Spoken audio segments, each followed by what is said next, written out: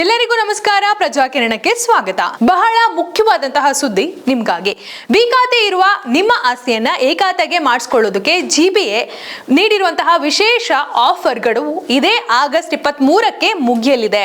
ಮುಖ್ಯವಾಗಿ ಗಮನಿಸಬೇಕಾದಂತಹ ವಿಚಾರ ಏನಪ್ಪಾ ಅಂತ ಹೇಳಿದ್ರೆ, ಸಾಮಾನ್ಯವಾಗಿ ಅನ್ವಯವಾಗ್ತಿದ್ದಂತಹ 5% ಶುಲ್ಕವನ್ನ ಈಗ 2%ಗೆ ಇಳಿಸಲಾಗಿತ್ತು.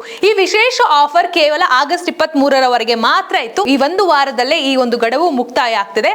ಅದಕ್ಕೋಸ್ಕರ ಯಾರ್ಯಾರು ಬಿ ಖಾತೆಯಿಂದ ಎ ಖಾತೆಗೆ ಇನ್ನ ಬದಲಾವಣೆ ಮಾಡ್ಕೊಂಡಿಲ್ಲ, ಆದಷ್ಟು ಬೇಗ ಬಿ ಖಾತೆಯಿಂದ ಎ ಖಾತೆಗೆ ಮಾಡಿಸ್ಕೊಳ್ಳಿ. ಗಡುವು ಮುಗಿಯುವ ಮುನ್ನ ನಿಮ್ಮ ಆಸ್ತಿಗೆ ಈ ಅವಕಾಶ ಅನ್ವಯವಾಗುತ್ತಾ ಇಲ್ವಾ ಅನ್ನೋದನ್ನ ಕೂಡ ನೀವು ಪರಿಶೀಲನೆ ಮಾಡಿ.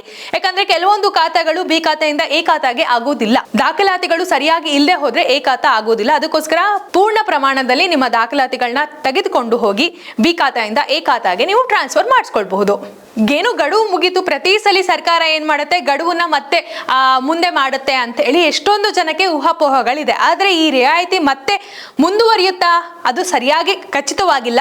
ಅದಕ್ಕೋಸ್ಕರ ಯಾಕೆ ಸುಮ್ಮನೆ ರಿಸ್ಕ್ ತಗೋತೀರಾ? ಬಿ ಖಾತೆಯಿಂದ ಎ ಖಾತೆಗೆ ಆದಷ್ಟು ಬೇಗ ನಿಮ್ಮ ಒಂದು ಆಸ್ತಿಯನ್ನ ಪರಿವರ್ತನೆ ಮಾಡ್ಕೊಳ್ಬೇಡಿ, ನಿರ್ಲಕ್ಷ್ಯ ಮಾಡಬೇಡಿ. ಇದಾಗಿತ್ತು ಇವತ್ತಿನ ಮಾಹಿತಿ. ಇದೇ ರೀತಿ ಉಪಯುಕ್ತ ಮಾಹಿತಿಗಾಗಿ ನಮ್ಮ ಪ್ರಜಾಕಿರಣ ವಾಹಿನಿಯನ್ನ ಫಾಲೋ ಮಾಡಿ, ಸಬ್ಸ್ಕ್ರೈಬ್ ಮಾಡಿ, ಹಾಗೆ ಕಮೆಂಟ್ ಮಾಡಿ. ಧನ್ಯವಾದ.